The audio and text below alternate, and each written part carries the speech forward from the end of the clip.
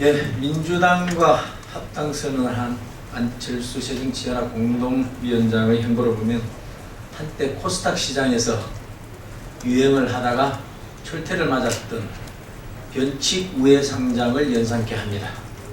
안철수 위원장은 단 2석의 의석으로 126석의 민주당과 5대5라는 쉽게 납득이 되지 않는 비상식적인 합병 비율에 합의했는데 액면가로만 봐도 64대의 대박을 터뜨린 착시 효과를 거둔 것처럼 보입니다. 양측이 5대5 지분의 소위 페이퍼 컴퍼니를 만들어 국가 보조금을 수령하고 상장을 통해 주가를 상승시켜 이익을 꾀하려고 하는 것은 아닌지 국민들은 궁금해하고 계십니다. 민주당 의원들과 당원들은 정치를 비즈니스에 이용할 줄 아는 벤처 기술자와 손을 잡고 파산 직전에 있는 당을 어떻게든 살려보려다가 자충수를 둔 것이 아닌지 직시할 필요가 있을 것입니다. 안 위원장이 민주당을 상대로 2대 126에서 5대5라는 기형적인 비율로 창당을 하려하고 국가 보조금을 수령하게 된 소위 신의 한수는 정치 행위를 비즈니스에 교묘히 활용할 줄 아는 그동안의 여론의 지적이 허구가 아니었음을 보여준 것이 아닐까 하는 의문을 갖게 합니다. 설령 5대5의 지분으로 신당이 창당되더라도 안철수 현상의 거품이 빠지는 것은 시간 문제입니다. 때이른 들끝노름의 실체를 깨달은 중산층이 대거 이탈하게 된다면 신당의 주가는 하락하게 되고 결국 가장 큰 피해자는 지분도 제대로 못 받고 비상식적인 합병의 희생양이 된 민주당의 당원이 될 수도 있을 것입니다. 안 위원장과 민주당의 합병 방식은 신당이라고는 하지만 사실상 우회상장식 통합합당이고 만약 코스닥 시장이라면 증권거래법에 저촉될 소지가 다분한 성격의 사항입니다.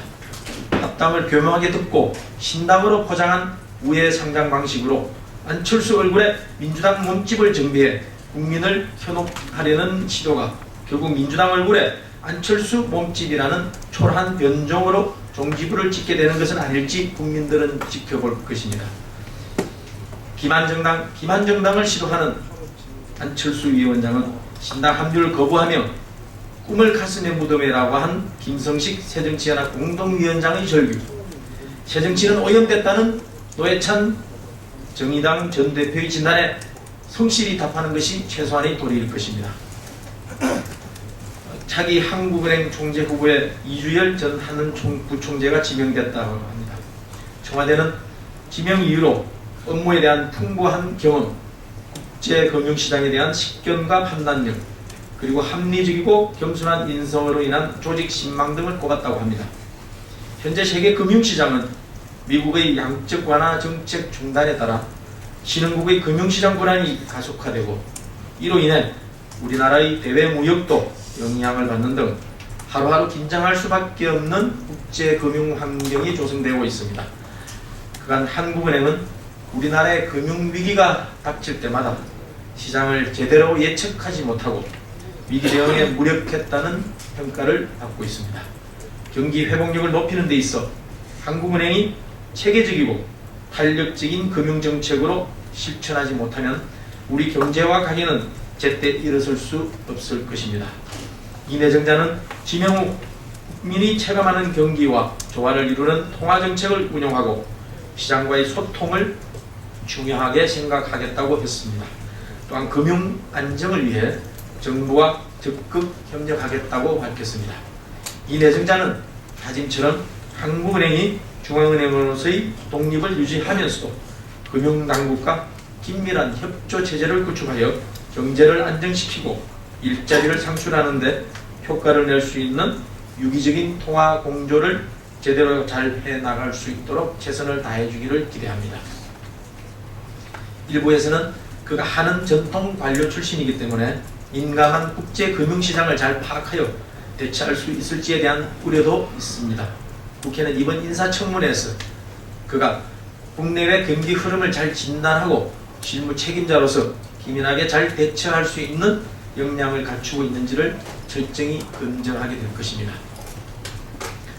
지난 27일에 이어 북한은 어제 어제도 동해안에 반경 약 500km의 미사일 2발을 발사하는 등 잇따른 군사적 도발을 감행하고 있습니다. 이산가족 상봉의 감격이 가시기도 전에 남북 화해 무드에 찬물을 끼얹으며 다시 심각한 위협을 가하고 있습니다. 사전 통보 없이 기습적으로 이루어진 북한의 비정상적인 군사 행동은 유엔 안보리 결의안을 위반한 중대 사안이며 우리나라뿐만 아니라 국제사회를 향한 도발입니다. 새누리당은 대화와 평화를 말하면서 동시에 무모한 도발을 병행하는 북한의 이중적 행태를 강력히 규탄하며 이를 즉각 중단할 것을 엄중히 촉구합니다. 정부와 군 당국은 도발 시 단호히 응징할 수 있는 대비태세를 확고히 구축하여 북한에게 도발이 계속될 경우 철저히 응징하겠다는 강력한 경고의 메시지를 보내야 할 것입니다.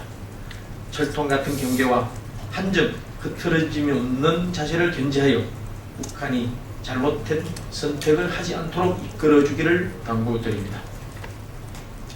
최근 세모녀 자살 등 생활고등을 기관한 연이은 자살 사건이 사회에 큰 충격을 주고 있습니다. 그저께는 극심한 생활난으로 30대 주부가 4살 난 아이와 함께 투신하는 안타까운 일도 발생했습니다. 힘겨운 생활 속에서 살아보고자 몸부림쳤던 이들의 고통을 떠올릴수록 너무나도 마음이 아픕니다. 복지 수요는 갈수록 증가하는데 우리 사회 체제는 아직 이런 수요를 미처 따라가지 못하고 있는 것 같습니다. 더 이상 우리 사회의 복지 사각지대가 발생하지 않도록 정부의 복지 정책을 재점검하는 일이 무엇보다도 시급합니다. 생활고에 시달리는 서민들의 극단적인 선택을 막으려면 정부가 추진하는 생애 주기별 맞춤형 복지의 총체적인 점검이 필요합니다. 저소득층, 노인, 장애인 등 계층별로 제공하는 복지 정책도 실질적인 성과를 낼 수 있도록 관련 제도를 정비하는 일에 정부는 적극 나서야 할 것입니다. 아울러 복지 혜택을 받아야 할 이들이 어떤 혜택을 어떻게 신청하는지 몰라 극단적인 선택을 하는 일은 결코 있어서는 안 될 일입니다.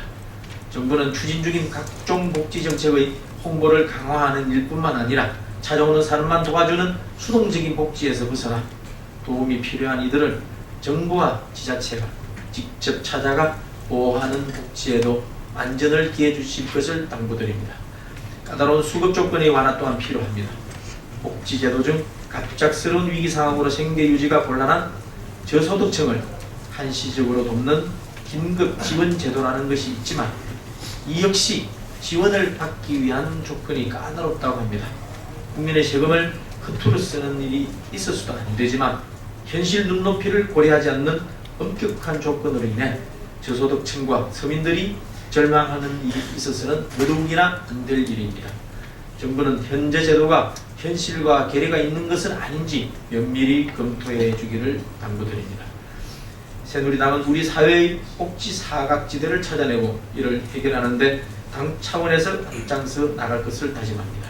정부의 복지 대책이 실질적인 효과를 거두고 있는지 점검하고 제도에 허점이 있다면 정부와 긴밀히 논의해 대책을 마련할 것입니다. 내 가족을 챙긴다는 마음으로 국민들의 복지를 챙겨 나갈 것임을 다시 한번 약속드립니다. 그리고 저희 새누리당이 당초 지방선거 후보자 공천 신청 마감일을 오는 10일로 정한다고 발표한 바가 있습니다. 그러나 시일이 너무 촉박하다는 정치 시민들이 그런 요구에 따라서 오늘 원내 대책회의 등을 통해서 소속 의원들이 연기를 공식으로 제의했습니다. 이에 따라서 저희 새누리당은 공천 신청 마감일을 연장하는 문제를 검토하기로 했습니다.